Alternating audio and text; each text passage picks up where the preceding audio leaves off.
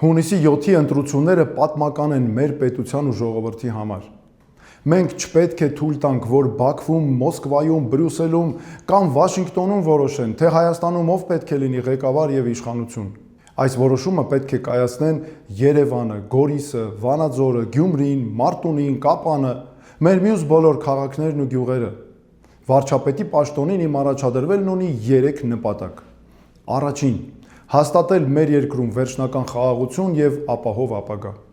Երկրորդ՝ հաստատել արդարություն։ Երրորդ՝ ունենալ զարգացած տնտեսություն։ Խնդրում եմ, մասնակցեք ընտրություններին, որ մենք որոշենք մեր երկրի ապագան։ Վերջին օրերին համացանցում իմ մասին տարածվում է հսկայական ապատեղեկատվություն։ Մեզ ագրեսիվ թիրախավորում են, քանի որ մեր վարկանիշն աճում է եւ մենք անցնում ենք խորհրդարան։ Հայտարարում եմ միանշանակ, մենք Նիկոլ Փաշինյանին վարչապետ չենք ընտրելու եւ որևէ պարագայում չենք ընդունելու, որ քաղաքացիական պայմանագիրը Հայաստանում դառնա իշխանություն։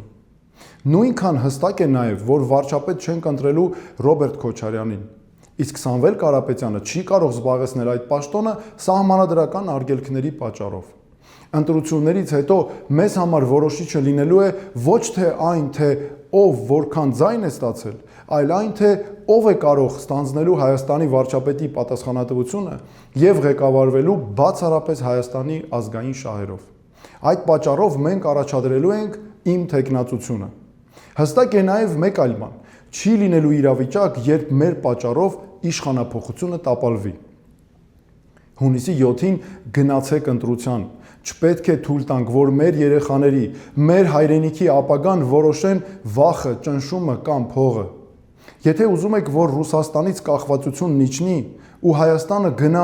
Ամերիկայի Միացյալ Նահանգների, եվրոպական երկրների, ժամանակակից աշխարհի հետ հարաբերությունները խորացնելու իրական ճանապարհով, իսկ Ռուսաստանն ու Իրանը այդտեղ գտնեն իրենց շահը եւ չտեսնեն սպառնալիք իրենց համար, եթե ուզում եք արտաքին ուժերի գերին լինելու կապանքներից ազատենք մեր երկիրը,